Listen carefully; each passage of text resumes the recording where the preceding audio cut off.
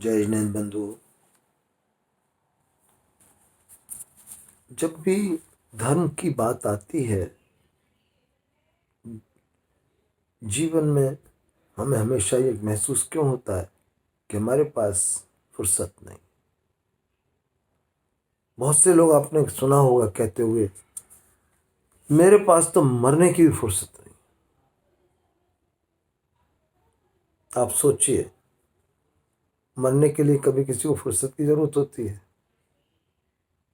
जब अंत समय आता है तो मुझे देखता नहीं कि मर रहे में आपको फुर्सत है या नहीं।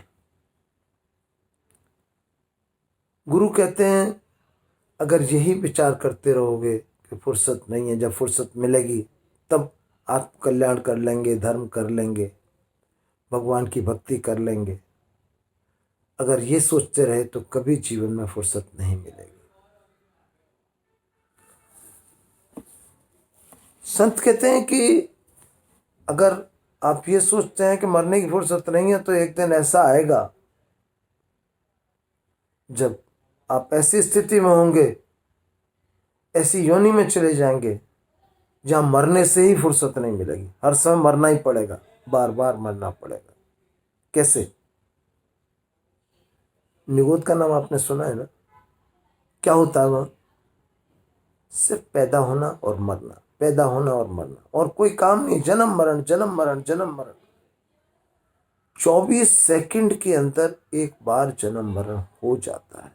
आप सोचिए, तो वहां वास्तव में इस जीव को कहीं फुर्सत है सिवाय मरने के? मरने से ही फुर्सत नहीं मिलती है उसको। कुछ पंक्तियां मैं आपको सुनाना चाहता हूं इसके लिए। मरने की फुर्सत नहीं, भोगों में है व्यस्त, ऐसे ही प्राणी सदा रहें कर्म से त्रस्त। प्रभु भजन के लिए जिन्हें फुर्सत ना मिलती, राजपाट की एक दिन उनकी कुर्सी हिलती।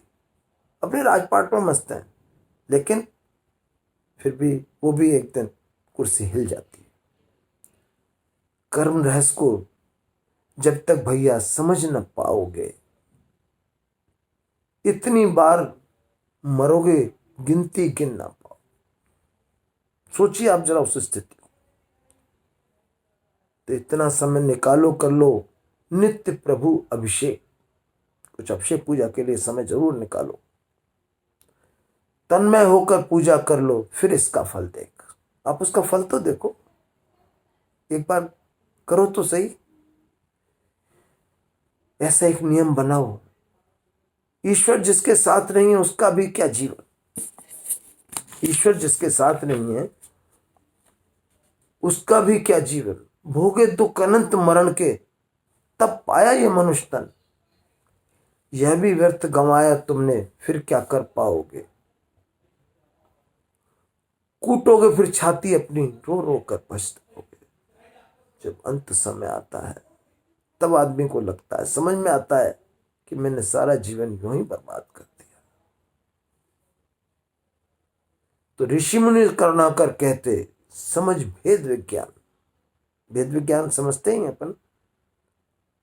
भेद विज्ञान क्या है? शरीर अलग और आत्मा अलग। ये बात जब तक हमको समझ में नहीं आएगी तब तक हम सारा कुछ तो इस शरीर के लिए कर रहे हैं, आत्मा के लिए तो कुछ कर ही नहीं रहे।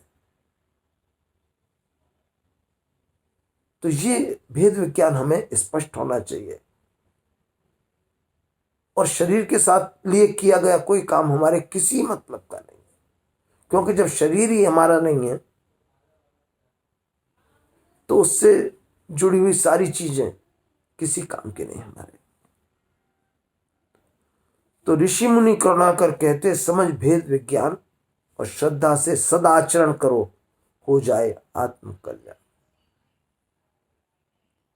इस जीवन में ये लक्ष्य बना के चलो कि हमें ऐसा करना है आचरण अपना, ताकि अंत समय पर यह पछतावा न हो कि हमने अपना जीवन यूं ही व्यर्थ गंवा दिया। जय श्री धन्यवाद।